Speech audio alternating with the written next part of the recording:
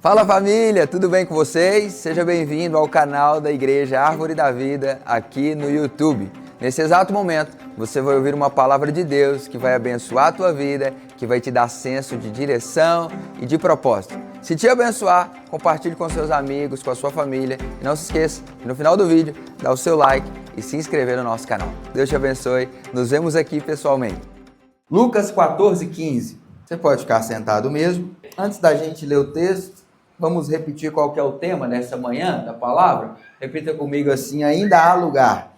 Ainda há lugar. Vamos lá, só vocês, mais uma vez, 1, 2, 3 e... Ainda há lugar. É engraçado, né? Se a gente... Ainda tem lugar vazio aqui pra gente colocar a gente aqui dentro, não é verdade? Embora as nossas cadeiras estão todas cheias, né? Mas se a gente colocasse mais umas 4 ali, mais umas 2 lá atrás, mais uma no canto ali... Já apertava, se enchesse demais, a gente dava para colocar a gente sentado aqui no altar também, dava para sentar a gente no chão.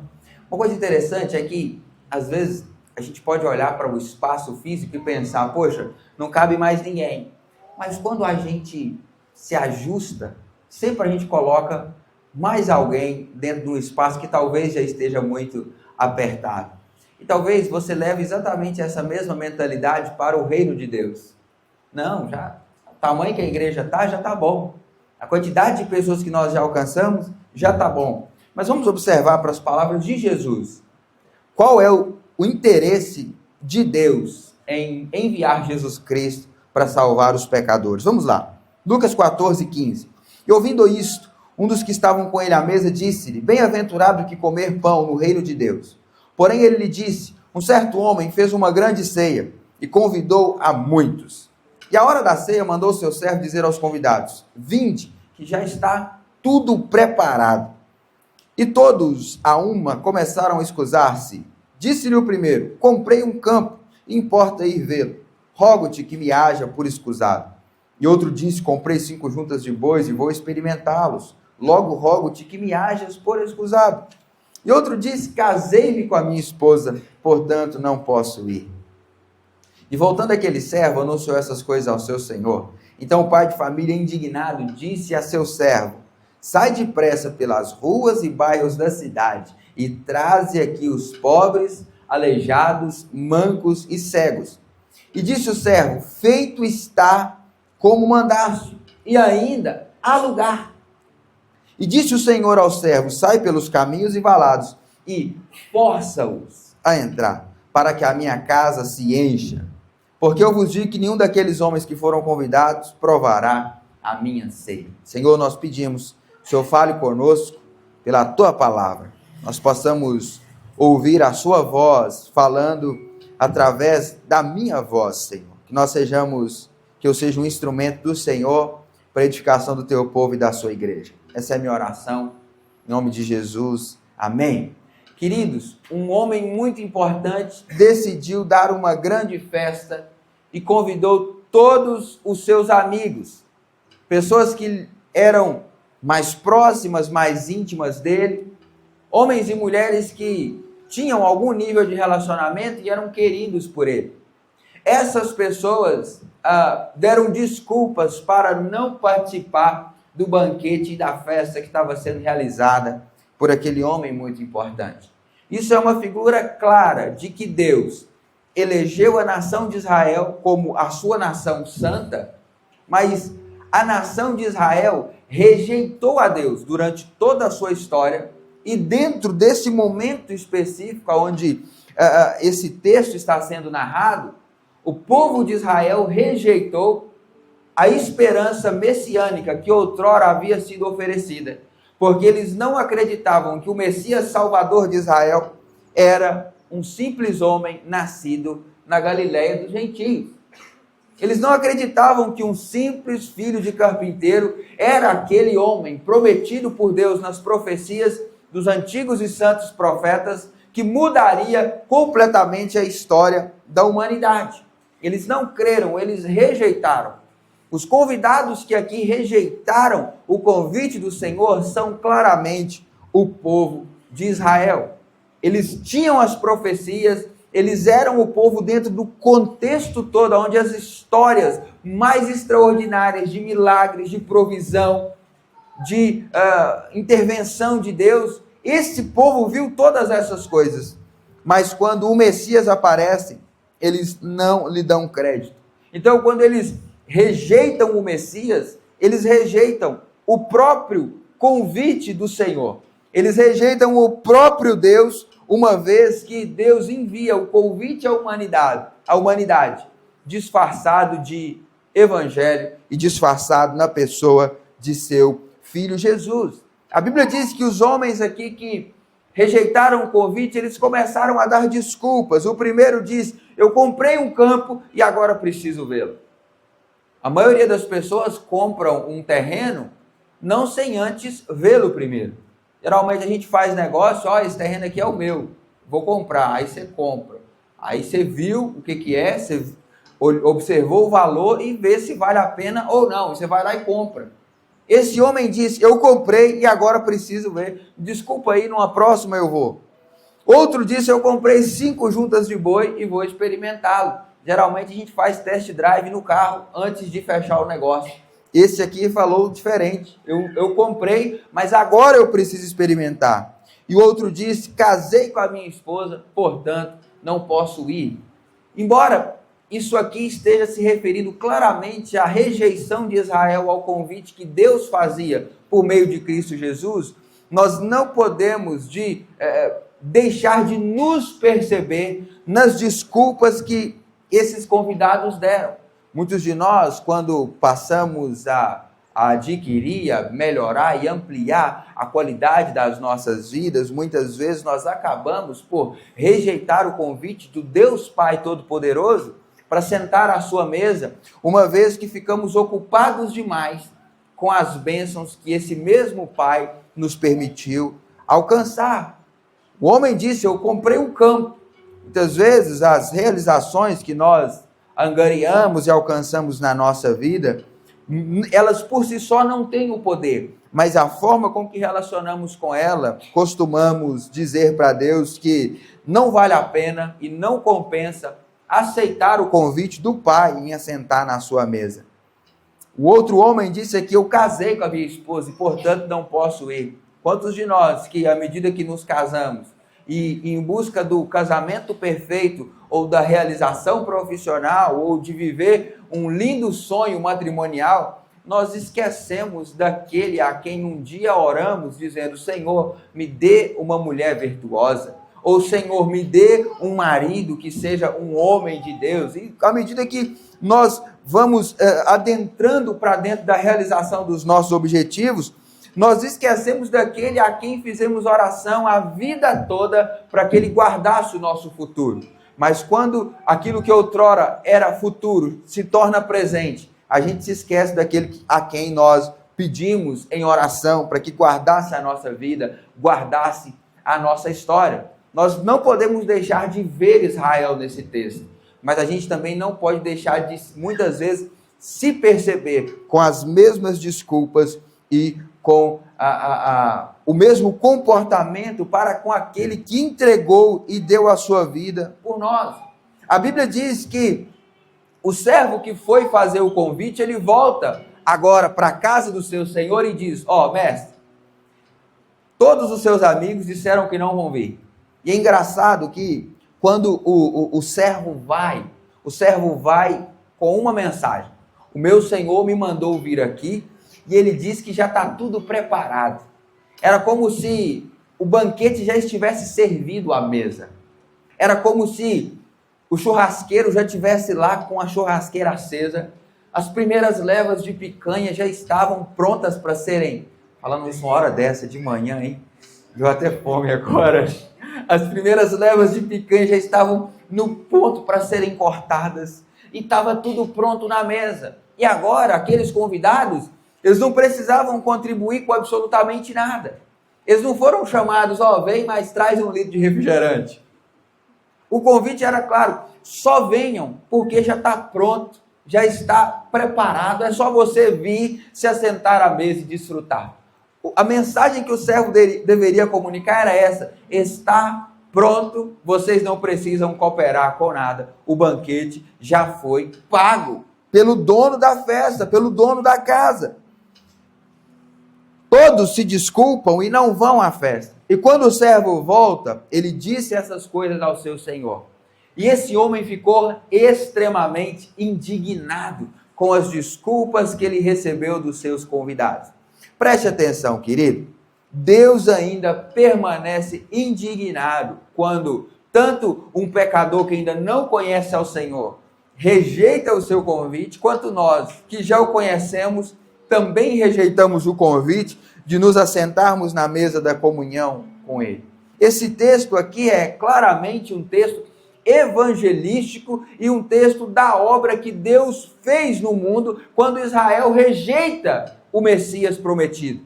A Bíblia diz que ele veio para os seus, os judeus, mas os seus não receberam. Mas a todos quanto creram nele, Deus lhe deu o direito e o poder de serem chamados filhos de Deus.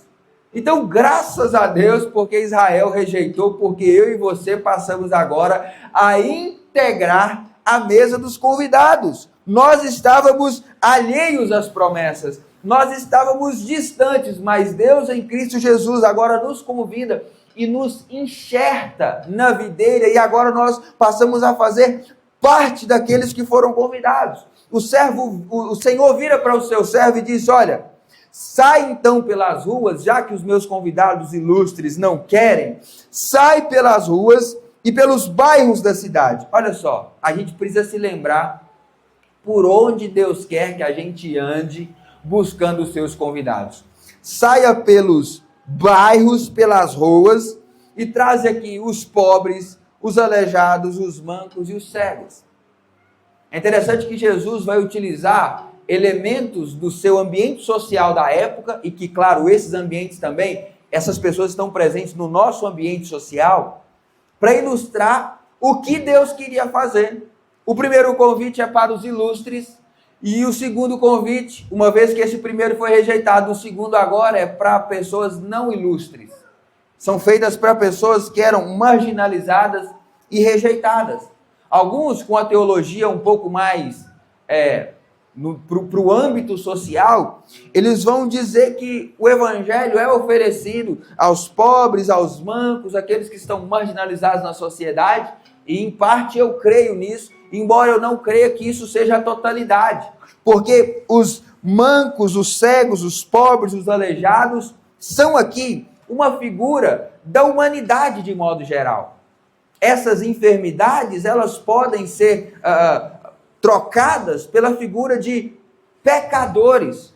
Saia pelo mundo e traga todos os pecadores de toda e qualquer natureza e chame eles para entrar na minha casa. Chame eles para desfrutar da minha comida e para participar da minha festa. Foi isso que Deus fez em Cristo Jesus. Jesus Cristo, irmãos, tocou os marginalizados. A Bíblia diz que Jesus estava constantemente comendo com publicanos, comendo com pessoas que eram marginalizadas da sociedade. Jesus tocou em pessoas que tinham doenças, no qual um judeu comum não podia tocar. Jesus estava constantemente próximo a prostitutas, a publicanos. Ele foi chamado até de beberrão. Imagina Jesus sendo chamado de beberrão, provavelmente em toda festa, em todo o ambiente que Jesus olhava uma oportunidade de pregar o evangelho, ele entrava, participava da comida, participava da comunhão daquelas pessoas, mas também pregava o evangelho, falava do que Deus queria com aquelas pessoas. E Jesus, ele prega para todas as pessoas, desde uma mulher prostituta rejeitada pela sociedade que saía meio-dia para buscar água para não encontrar ninguém, até Nicodemos, um príncipe, um homem muito sábio e muito capaz, mas que entendia somente das letras, mas que não entendia nada daquilo que o Espírito de Deus podia fazer na vida de alguém. Então Jesus recebe todas as pessoas, desde o marginalizado até aquele que era bem quisto. Por quê? Porque Jesus estava ensinando para todas as pessoas que, embora eles estivessem em ambientes sociais distintos, todos eles eram igualmente pecadores e carentes da graça de nosso Deus. Essa é a minha e a sua realidade. Talvez na tua conta bancária tem muito. Ou talvez na sua conta bancária tem pouco. Em alguns a conta bancária está negativa. Deus não chamou você por ter muito ou por estar negativado na sua conta bancária. Ele espera que todos, quanto ouçam o seu chamado, responda o seu chamado. E como que nós respondemos ao chamado do Senhor? Não é dizendo assim, sim Deus, eu vou, sim eu quero. Não. A resposta ao chamado de Deus, claramente aqui, é o arrependimento. É se arrepender dos pecados e reconhecer que a nossa salvação, a entrada no reino de Deus, não é por causa da nossa capacidade e nem pela falta de capacidade. A entrada de todo ser humano no reino de Deus é único e exclusivamente pela graça de nosso Senhor Jesus. É por meio da fé que a gente acessa. Não é nosso, não é algo inerente à humanidade, mas é um dom, é algo que Deus nos concede gratuitamente. O Senhor, o servo sai da casa e ele vai para todos os lugares onde ele foi orientado.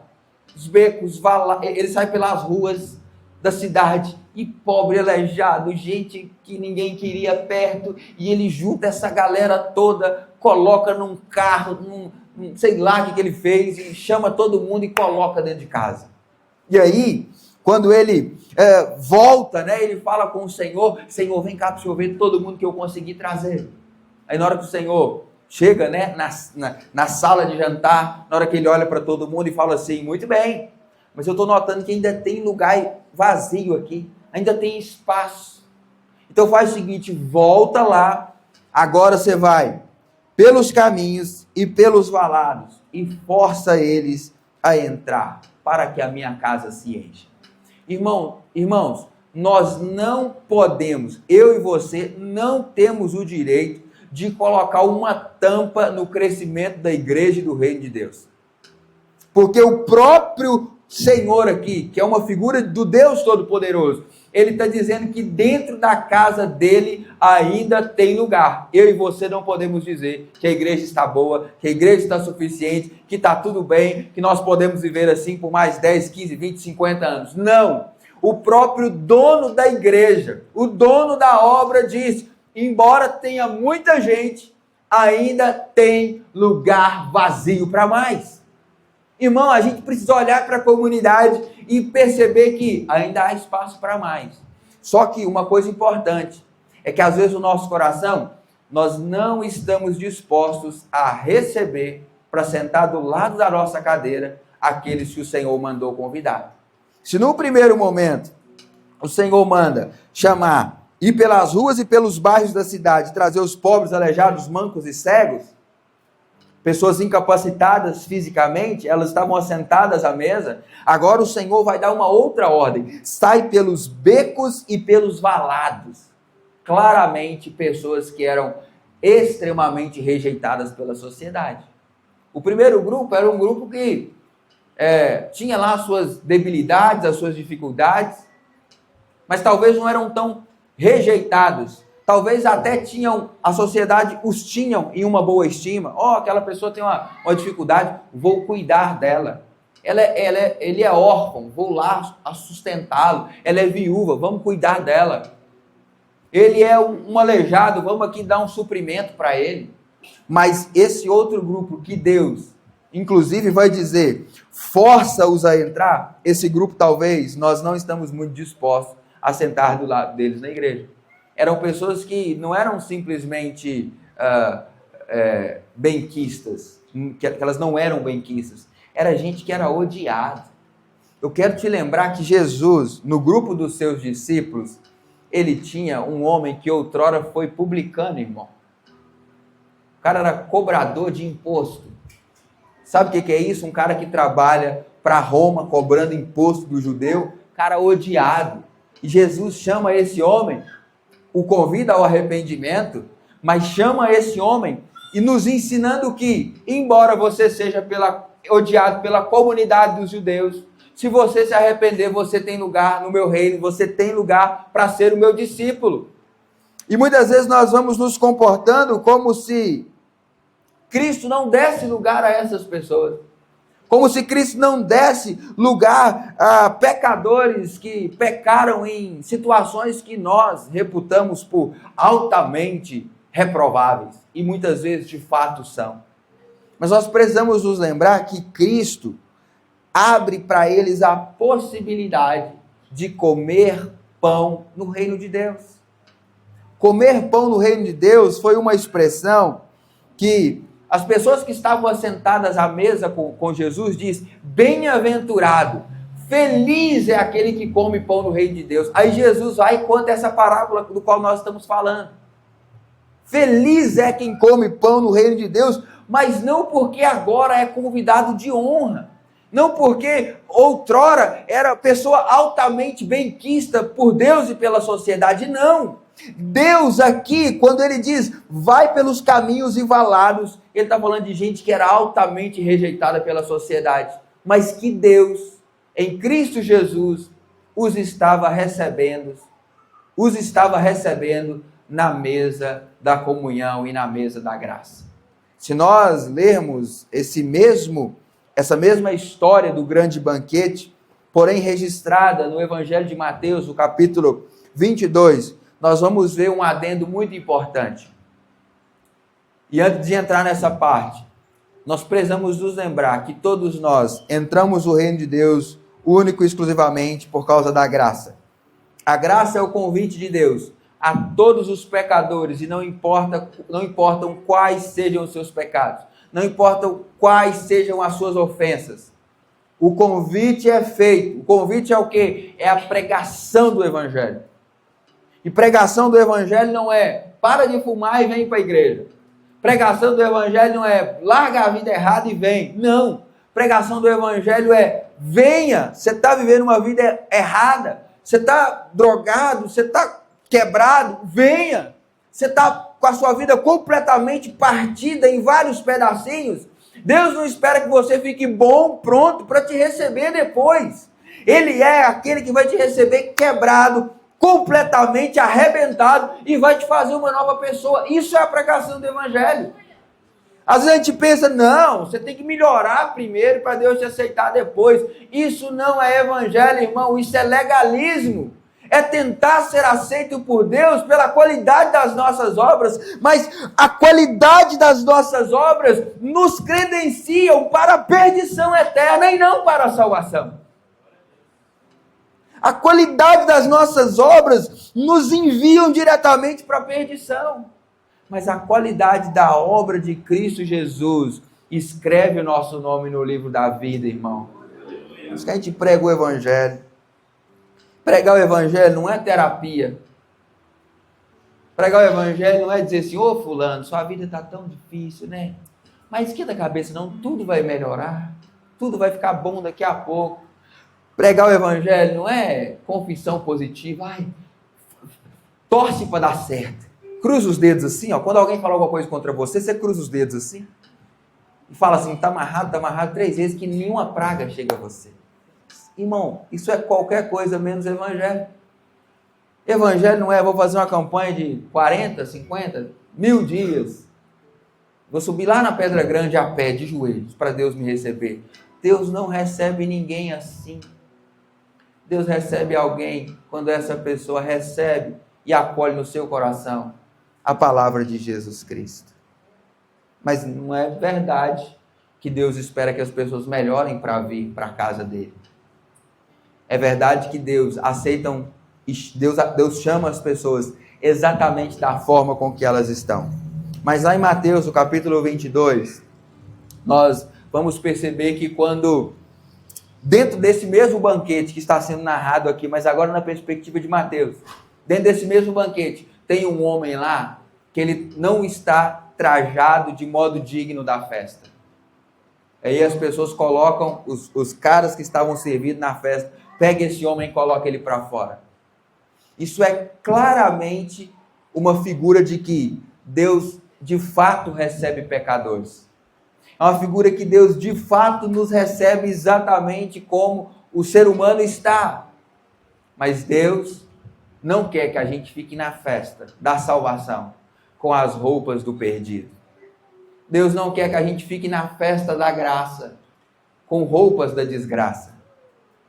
Deus não quer que a gente fique no banquete de alegria com roupas que só nos envergonham e nos trazem tristeza. Em outras palavras, embora Deus não pede credenciais para nos salvar, Ele nos dá toda a capacidade, Ele nos dá tudo o que nós precisamos para ter uma roupa, para ter um comportamento, para ter uma vida distinta da que tínhamos antes de conhecê-lo.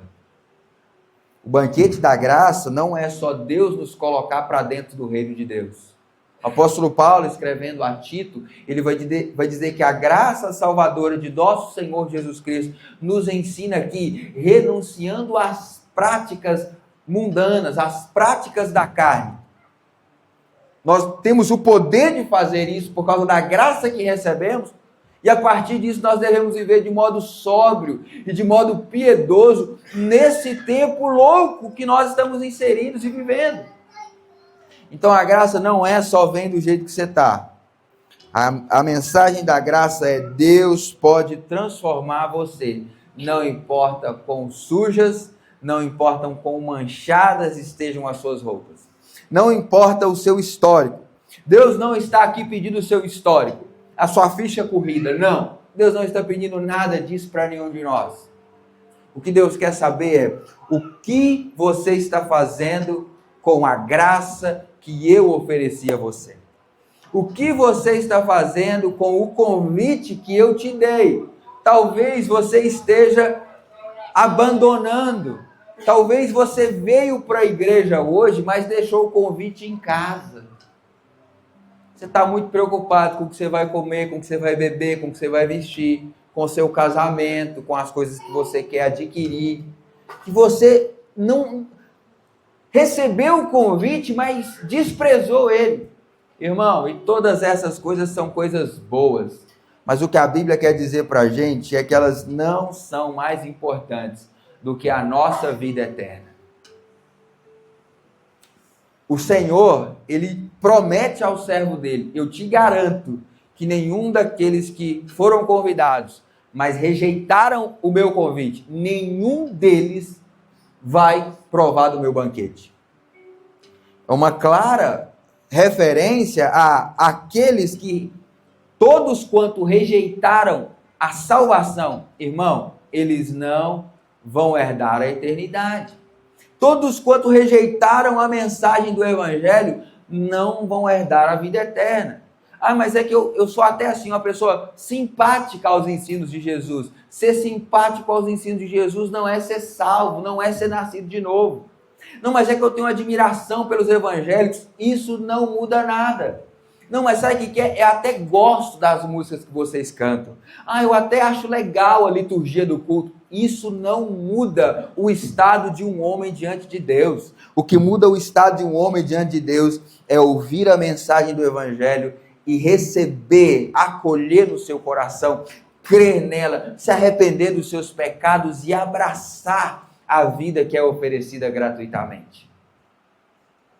Eu quero que você se lembre que, embora nós estejamos num culto aqui com bastante gente hoje, o espaço aqui está bem cheio, espero que nos outros 2 cultos a gente tenha essa mesma quantidade de pessoas, mas eu quero que você se lembre que Deus quer encher essa igreja do tipo de pessoas que talvez a gente não queira. Mas Deus, para além disso, Deus quer trocar as roupas delas. Deus quer transformá-la. E você já percebeu que a igreja vive disso? O testemunho mais impactante da igreja não é ela tem 5.000 pessoas ou ela tem 10.000. Não.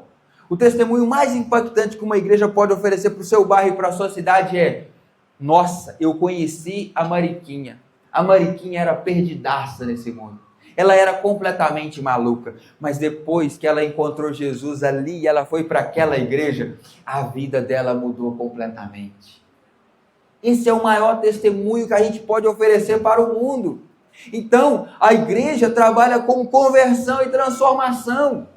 E embora nós estejamos aqui, muitas pessoas hoje, irmão, ainda tem lugar para mais gente, amém? Ainda tem lugar para mais pecadores. Pecadores que pecam diferente de você, mas que carecem da mesma graça que salvou a mim e a você. Gente que o mundo não quer, gente que as pessoas não querem estar perto. E talvez nem nós queremos estar tão perto. Mas são essas pessoas as quais Deus enviou o seu Filho Jesus, derramando o seu sangue para salvá-las de uma vida completamente destrutiva. Nós um dia recebemos esse convite e estamos comendo pão na mesa do Senhor nesses dias. Nós precisamos sair daqui hoje e contar para outros famintos aonde nós encontramos o pão da vida. Existem tantas pessoas no mundo sedentas e elas procuram saciar a sua sede no boteco agora, tomando uma pinga, ou eles passaram a noite toda ontem tomando bebidas fortíssimas para saciar a sede da sua alma. E nós estamos aqui todos os dias bebendo da água da vida, que sacia a nossa sede, que nos completa plenamente. Nós precisamos contar para essas pessoas aonde nós encontramos essa água da vida. Nós ainda temos espaço.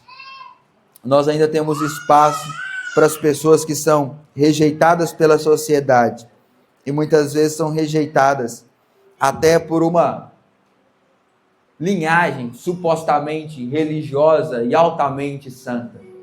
Nós temos que nos lembrar que o verdadeiro santo, o santo perfeito de verdade, ele andou no meio de pecadores. Ele nos chamou para ser santo, mas nós somos santos lutando, contra os desejos da nossa carne, do nosso pecado, e nós eventualmente pecamos e falhamos.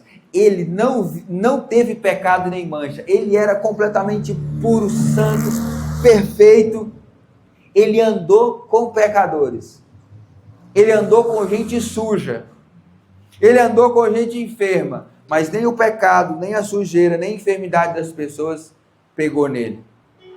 Mas a saúde dele curou os enfermos. A pureza dele purificou os imundos. E o perdão, a santidade dele purificou pecadores.